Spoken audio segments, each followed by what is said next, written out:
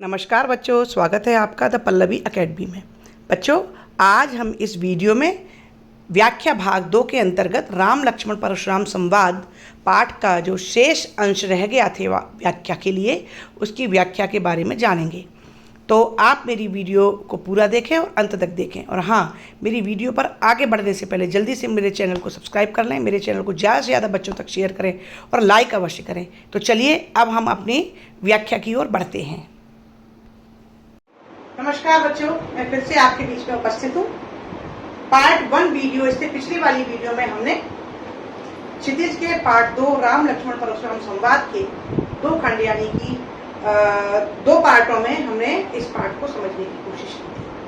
अब हम शेष रहे पाठ को भी यहाँ पर समझते हैं। यहाँ पर ये ध्यान रखना होगा कि चूंकि ये महाकाव्य में है और प्रबंध काव्य के आपको पता होंगे लक्षण कि महाकाव्य में क्या होता है कि प्रत्येक पद का, प्रत्येक पंक्ति का अपनी दूसरी ऊपर या नीचे वाली पंक्ति से पूर्वापर संबंध होता है। तो वैसे तो ये व्याख्या एक बार में ही समझनी चाहिए, लेकिन चूंकि वीडियो बहुत बड़ी हो रही थी और आपको भी एक साथ इतना सारा समझाने में आपको भ्रम उत्पन्न हो सकता था, कठिनाई आ सकती थी, इसलिए मैंने इस वीडियो को 2 पार्ट में डिवाइड कर दिया है। तो इस पार्ट 2 को देखने से पहले आप प्लीज मेरी पार्ट 1 की वीडियो को अवश्य देखें, आपको सुनने में बहुत अच्छी लगेगी और आपको ये आगे का अर्थ बहुत सरल तरीके से समझ में भी आएगा।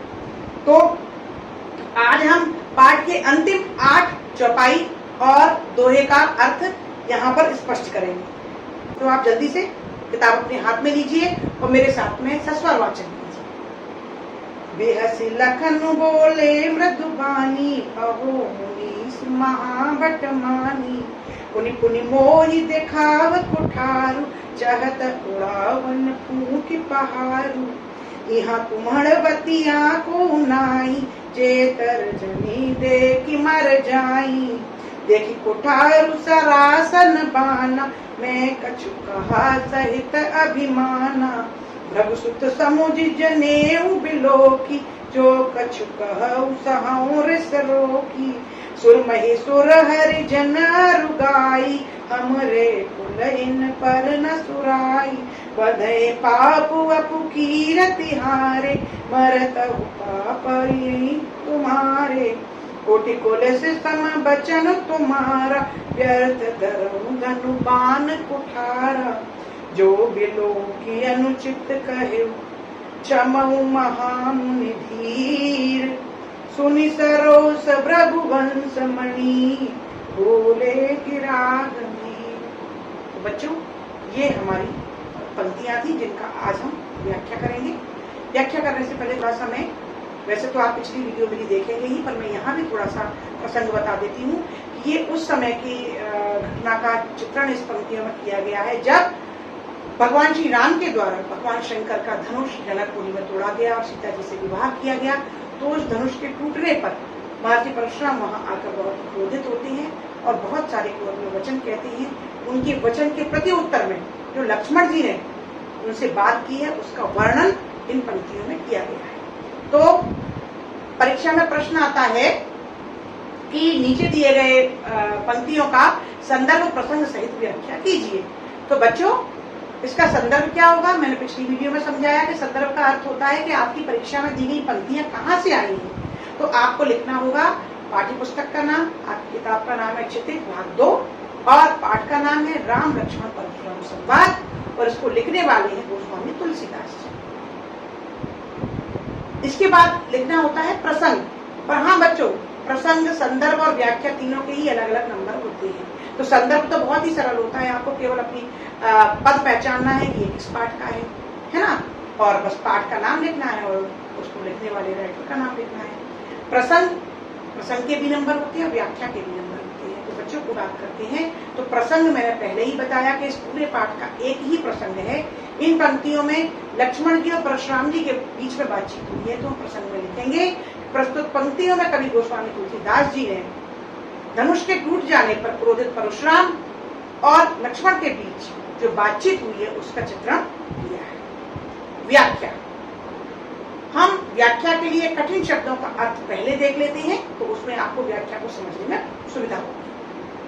बेहसी यानी मुस्कुराकर, मृदु यानी मीठा, वाणी यानी कि बात, वाणी। महाभट यानी कि बहुत पराक्रमी, बड़े योद्धा। कुठारू यानी कि फरसा। फूंक यानी कि फूंक। कुम्हड़बतियां, कुम्हड़बतियां का, कुम्हड़ का अर्थ होता है कुम्हेड़ा, कद्दू की बेल, जो कि बहुत ही नाजुक होती है, जरा सा छूने पर भी वो मुरझाने का उसका भय रहता है। तो सबसे कोमल जो होते हैं उसकी तना, कद्दू की बेल।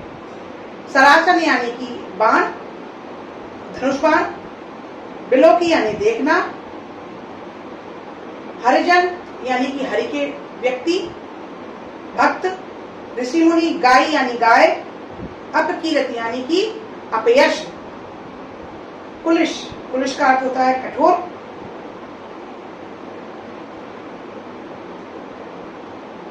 गिरा यानी कि होता है वाणी। तो इस प्रकार से मैंने इन पंक्तियों में जो कठिन शब्द आए हैं इनका अर्थ आपको बताया। अब हम थोड़ा सा व्याख्या की ओर बढ़ते हैं, तो मैं एक एक पंक्ति का अर्थ बताऊंगी, आप मेरे साथ पढ़ते जाइए और अर्थ समझते जाइए। जब लक्ष्मण जी की बातों को सुनकर परशुराम जी को क्रोध आ गया और कहने लगे कि अरे तुम मुझे नहीं जानते, तुम्हें मेरे बारे में किसी ने नहीं बताया है, मेरा सारा संसार मेरे क्रोध के बारे में जानता है, मेरे स्वभाव के बारे में जानता है।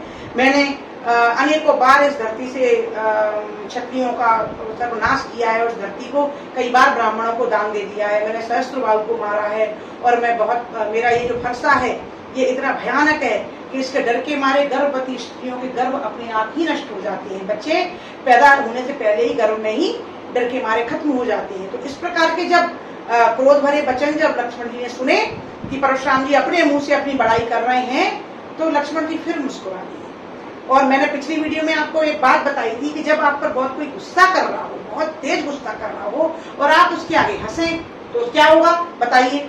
वो और ज्यादा चिढ़ के मारे क्या करेगा? क्रोधित हो जाएगा और उसकी गुस्सा और बढ़ने लगेगी। तो लक्ष्मण जी बार बार वही कर रहे हैं, बेहद से लखन। उनकी ऐसी बातों को सुनकर लक्ष्मण जी फिर मुस्कुरा दिए, बेहद से मुस्कुराए, बोले मृदुवानी, और मृदु मीठा बोलने लगे।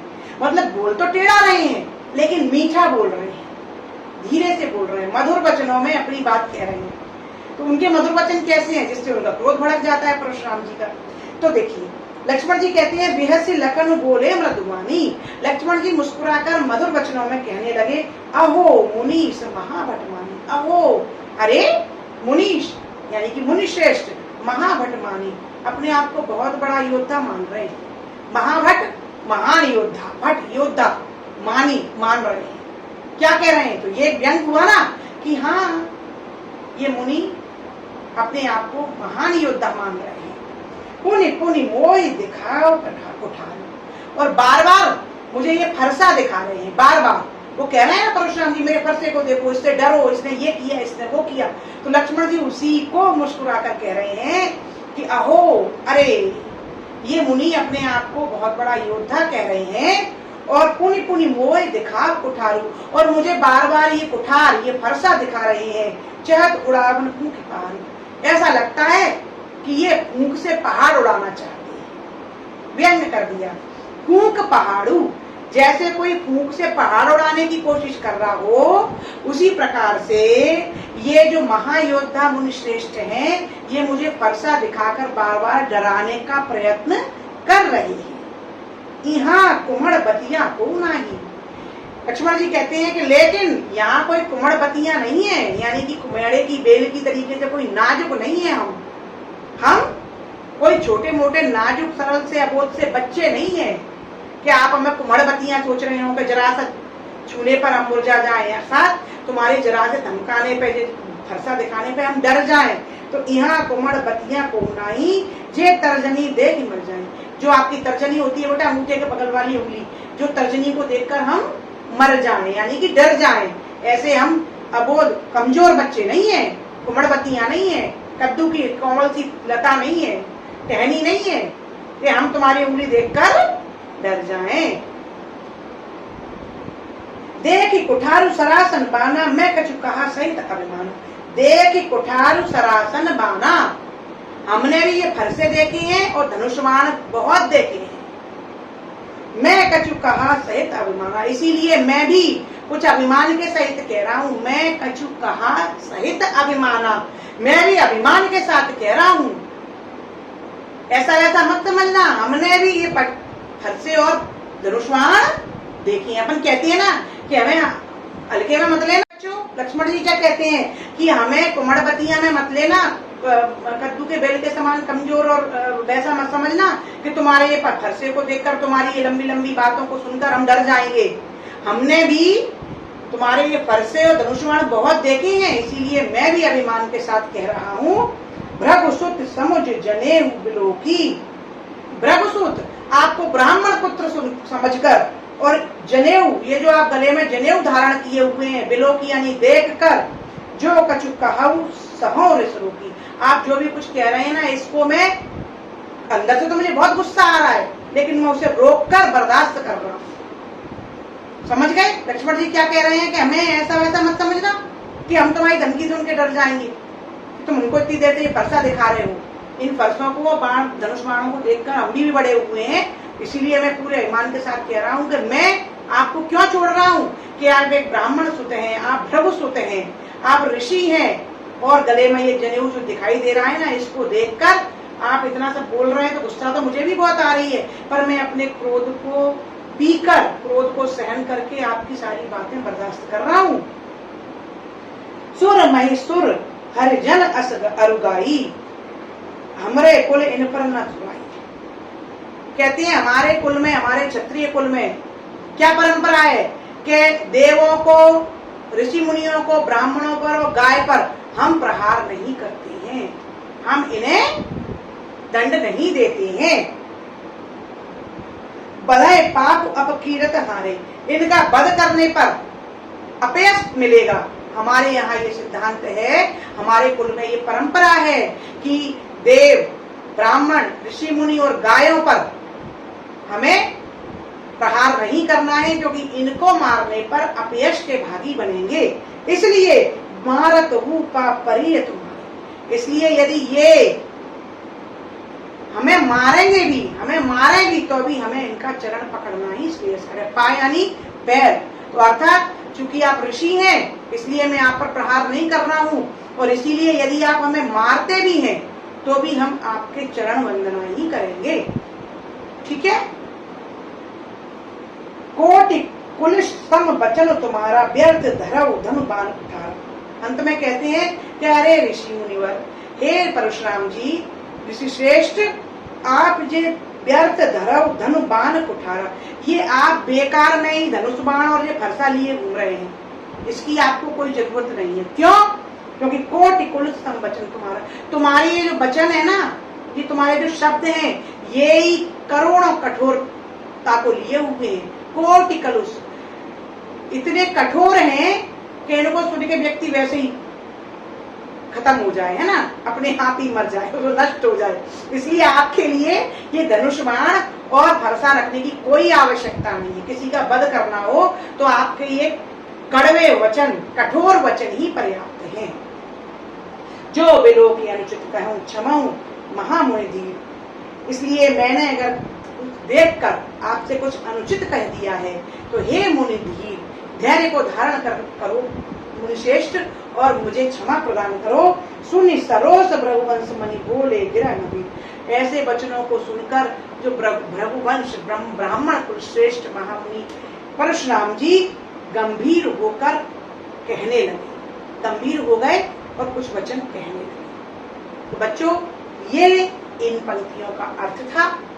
मुझे उम्मीद है कि आपको ये अर्थ बहुत अच्छे से समझ में आया होगा, और इसके पहले के अर्थ के लिए आप मेरी पिछली वाली वीडियो को अवश्य देखें। जब आप पार्ट 1 देखेंगे तो आपको ये पार्ट 2 का ये अर्थ बड़ी ही सरलता से समझ में आएगा। और हाँ, उसका एक फायदा ये भी होगा कि इस पूरे पार्ट में से कहीं से भी आपको 4 पंक्तियां अर्थ के लिए आएंगी, आप तुरंत उस अर्थ को पहचान लेंगे और सरल शब्दों में आसानी से लिख लेंगे। मैं इसकी व्याख्या को लिखित तौर पर आपके सामने यहाँ प्रस्तुत करूंगी, तो वो आप अवश्य देखें।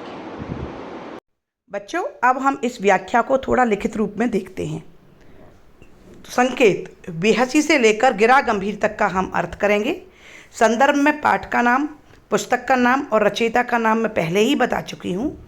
प्रसंग: प्रस्तुत पंक्तियों में क्रोधित परशुराम और लक्ष्मण जी के बीच हुई वार्ता का वर्णन किया गया है।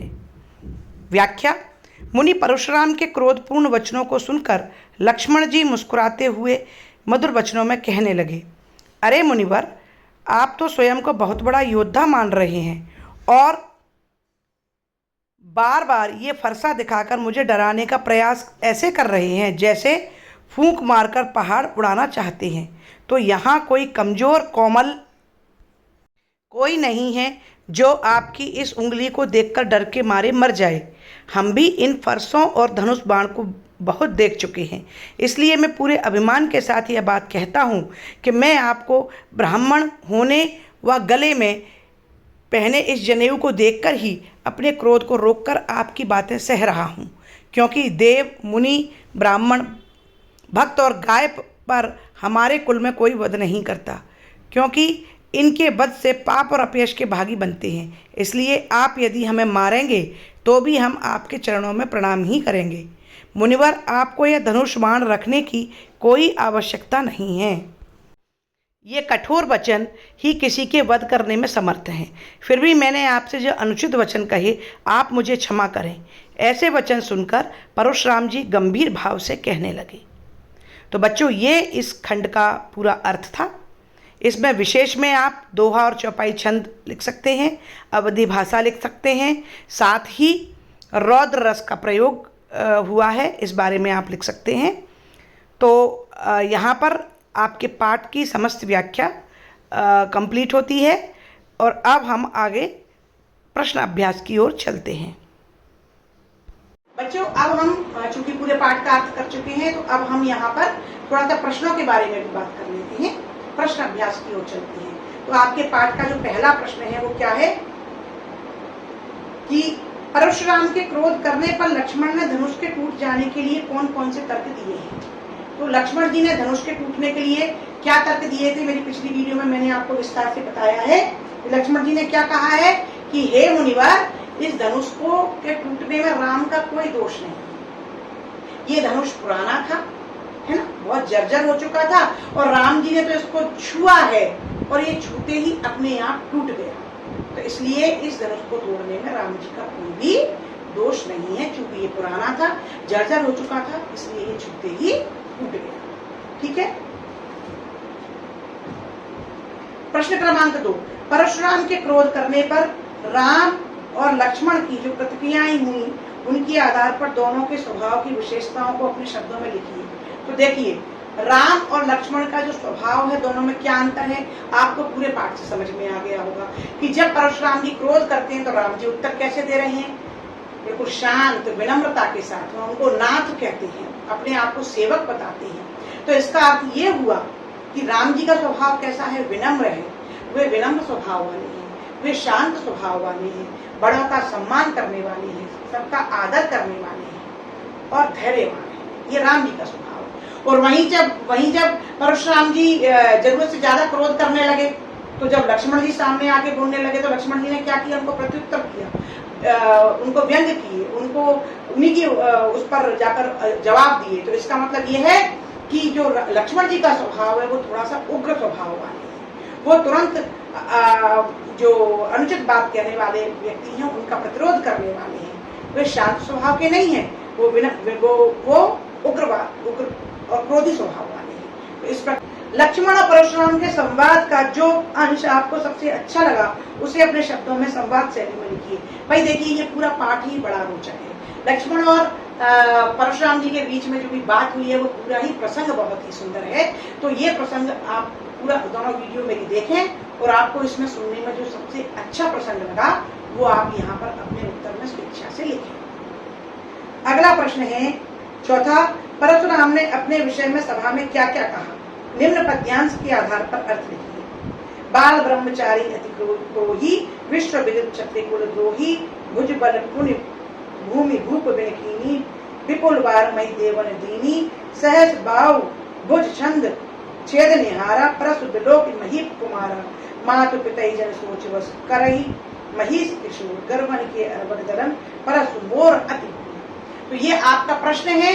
यहाँ पर आपको इन पंक्तियों का अर्थ करते हुए बताना है कि परशुराम ने अपने बारे में क्या क्या कहा। तो भाई परशुराम ने कहा कि मैं बाल ब्रह्मचारी हूँ, अर्थात मैंने गृहस्थ जीवन नहीं जिया है, मैं बहुत ज्यादा क्रोधी स्वभाव का हूँ, मेरे इस क्रोध के बारे में सारा संसार जानता है ना। मैं क्षत्रिय कुलों का नाश करने वाला हूँ, मैं अपने भुज के, अपनी बाहों के पराक्रम से मैंने कई बार इस पृथ्वी से राजाओं को नष्ट किया है और इस पृथ्वी को कई बार ब्राह्मणों को दान में दे दिया है, मैंने सहस्त्रबाहु का वध किया है, ठीक है।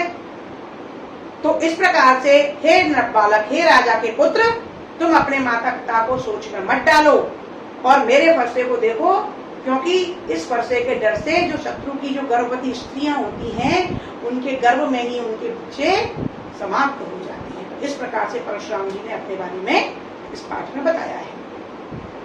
लक्ष्मण ने वीर योद्धा की क्या क्या विशेषताएं बताई हैं। वैसे तो इस पाठ में इस प्रश्न का कोई भी जिक्र नहीं है, पर फिर भी हम यहाँ पर ये जान लेते हैं कि जो वीर होते हैं वे अपनी वीरता का बखान स्वयं नहीं करते, ठीक है। वो जो वीर होते हैं वो छोटी छोटी बातों पर इस प्रकार से अनावश्यक रूप से क्रोध नहीं करते। जो वीर होते हैं वे अपने वीरता का प्रदर्शन युद्ध के मैदान में करते हैं, ठीक है। और वीर व्यक्ति उतना ही धैर्य और गंभीर होता है, वह अपनी वीरता का प्रदर्शन हर जगह व्यर्थ में नहीं करता। तो इस प्रकार से ये वीर योद्धा की विशेषता है। प्रश्न क्रमांक 6, साहस और शक्ति के साथ विनम्रता हो तो बेहतर है, इस कथन पर अपने विचार लिखिए। देखो बच्चों, साहस और शक्ति के साथ विनम्रता आवश्यक है, क्योंकि जो विनम्र होते हैं वे अपनी शक्ति का प्रदर्शन यथोचित स्थान पर करते हैं, वे अपने साहस का दिखावा हर जगह नहीं करते। जिस प्रकार से परशुराम ने एक विवाह के उत्सव में शामिल होकर और जो होना ही था उसका भंजन निश्चित था, वहां पर भी आकर अनावश्यक रूप से अपनी वीरता का, अपने साहस और अपने पराक्रम का बखान किया, ये उनके लिए उचित नहीं था। वहीं पर राम पराक्रमी होने के बाद में, शक्ति संपन्न होने के बाद में भी विनम्र होने के कारण बार बार मुनि को शांत करने का प्रयास करते हैं और अंत में मुनि का हृदय जीत लेते हैं और परशुराम जी को शांत करके वहां से विदा कर देते हैं। तो साहस और शक्ति के साथ विनम्रता का होना भी आवश्यक है, जिससे कि शक्ति और साहस का प्रदर्शन कहाँ करना है इसका की समझ विकसित हो सके, ठीक है। और इसके अलावा आपके मन में जो भी इसके बारे में तर्क आती है वे आप दें। प्रश्न क्रमांक 7, भाव स्पष्ट कीजिए। बेहसी लखन बोले मृदुवानी, अहो मुनीस महावटमानी, पुनि पुनि मोहि दिखाव कुठारू, चहत उड़ावन पहाड़। मैंने इसका अर्थ आपको पिछली वीडियो में बहुत ही डिटेल में बताया है। संक्षेप में लक्ष्मण जी मुस्कुराकर मधुर वचन में बोलते हैं कि अरे मुनि, हमें समझ में आ रहा है कि आप अपने आप को बहुत बड़ा योद्धा मानते हैं, इसीलिए बार बार मुझे ये फरसा दिखाकर मुझे डराने का प्रयत्न कर रहे हैं। ऐसा लग रहा है जैसे कि आप फूंक से किसी पहाड़ को उड़ाने का प्रयास कर रहे हैं। यहाँ कुमड़बतियां को नाही, जे तर्जनी देख मर जाही, देख कुठारू सरासन बाना, मैं कछु कहा सही तत्माना। हे मुनि श्रेष्ठ, यहाँ पर कोई कुमड़बतियां वाला नहीं है, अर्थात कि कद्दू की बेल के समान कोई कॉमन बच्चा आपके सामने नहीं खड़ा है कि जो आपके इस फरसे को देखकर या आपकी इस तर्जनी को, बार बार इस क्रोध में उठी हुई उंगली को देखकर डर जाएगा। हमने भी बचपन से इन फरसों को और धनुष बाण को ही देखा है, इसीलिए मैं अभिमान के साथ ये कहता हूँ कि मैं आपसे भयभीत नहीं हूँ। पाठ के आधार पर तुलसीदास जी के भाषा की सौंदर्य पर 10 पंक्तियां लिखी। तो भाषा सौंदर्य, तुलसीदास जी की भाषा अवधि है। भाषा में प्रसंग की व्याख्या करने की निपुणता है, प्रसंग को सार्थक रूप से, सचित्र रूप से, यानी कि जब हम पढ़ते हैं तो चित्र हमारी आंखों के आगे उपस्थित हो जाता है। ये तुलसीदास जी की लेखनी का प्रभाव है। दूसरा, प्रसंग का बड़ा ही रोचक तरीके से वर्णन किया गया है और कई सारे अलंकारों का प्रयोग और रसों का प्रयोग, यहाँ पर वीर रस की यहाँ पर प्रधानता है। साथ ही यहाँ पर रौद्र रस का वर्णन किया गया है, का उल्लेख है। शांत रस भी राम जी के प्रसंग में उन्होंने स्पष्ट रूप से दिखाया है। व्यंग का प्रयोग किया गया है। तो इस प्रकार से तुलसीदास जी के इस प्रसंग में काफी सारी विशेषताएं हैं। आप उन विशेषताओं को अपने शब्दों में लिख सकते हैं।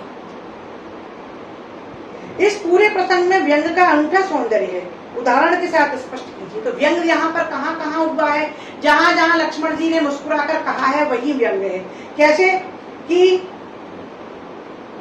बहुधनुई तोरी लड़काई कमौन असिरस कीन। अरे ऋषि, मुस्कुराकर कहते हैं हमने तो बचपन में बहुत सी धनुष तोड़े हैं, तब तो आप कभी नाराज नहीं हुए, यहाँ भी व्यंग किया है ना। और इस धनुष पर क्यों आपकी इतनी ममता है, समझ में नहीं आ रहा है। फिर दोबारा मुस्कुराकर कहा है कि हाँ हाँ सुनो, हम हमारे लिए तो सभी धनुष समान है। लखन कहा हंसी हमरे जामा। फिर से मुस्कुराकर व्यंग कहा है कि हमारे अनुसार तो सारे धनुष समान हैं और इस पुराने धनुष के टूटने में क्या लाभ क्या हानि। मुस्कुराकर व्यंग कर रहे हैं। और सबसे बड़ा व्यंग उन्होंने कहा है कि बेहद से लखन बोले मृदुबानी। मुस्कुराकर मीठे वचनों में कह रहे हैं अहो मुनीस महाबलवान। हाँ हाँ मुनिश्रेष्ठ, हम देख रहे हैं कि आप अपने आप को बहुत बड़ा योद्धा कहते हैं और आप फूंक से पहाड़ को उड़ाना चाहते हैं, लेकिन यहाँ पर कोई कुम्हड़ बत्तियां वाला नहीं है जो आपके इन वचनों से या आपके फैसले को देखकर डर जाए। तो इस प्रकार से लक्ष्मण जी के द्वारा अपने वचनों में व्यंग का प्रयोग किया गया है। प्रश्न क्रमांक 10, निम्नलिखित पंक्तियों में प्रयुक्त अलंकार पहचान कर लिखिए। बालक बोली बधो नहीं तू। अनुप्रास अलंकार का प्रयोग है। बा का बा वर्ण का बार बार यहाँ पर आवृत्ति हो रही है। कोटि कुलिश सम वचन तुम्हारा। कोटि कुलिश यहाँ पर भी अनुप्रास अलंकार है। सम वचन तुम्हारा, कठोरता के समान वचन, तो यहाँ पर उपमा अलंकार का भी प्रयोग किया गया है। तो इस प्रकार से बच्चों यहाँ पर मैंने आपको क्षितिज के पाठ 2 राम लक्ष्मण परशुराम संवाद के बारे में व्याख्या की है और इसका अर्थ मैंने आपके सामने स्पष्ट किया, साथ ही आपके प्रश्नों को भी मैंने आपको भली भांति समझाया है। मैं अपनी आगे आने वाली सभी वीडियो में इसी प्रकार से काव्य खंड के बारी बारी से सभी पाठों की व्याख्या आपके सामने व्याख्या समझाऊंगी। तो आप मेरी सारी वीडियो को लगातार देखते रहिए और मेरी वीडियो को देखने के लिए आप जल्दी से मेरे चैनल को सब्सक्राइब करें, मुझे ढेर सारे लाइक करें और बच्चों ज्यादा से ज्यादा बच्चों तक शेयर करें जिससे वो भी लाभान्वित हो सकें। मुझे पूरी उम्मीद है कि मेरी ये वीडियो आपको बहुत अच्छे से समझ में आ रही होंगी और आपके लिए बहुत लाभप्रद होंगी। तो मेरी पूरी वीडियो को देखने के लिए बहुत बहुत धन्यवाद। आपके उज्जवल भविष्य के लिए मंगल कामनाएं। नमस्कार।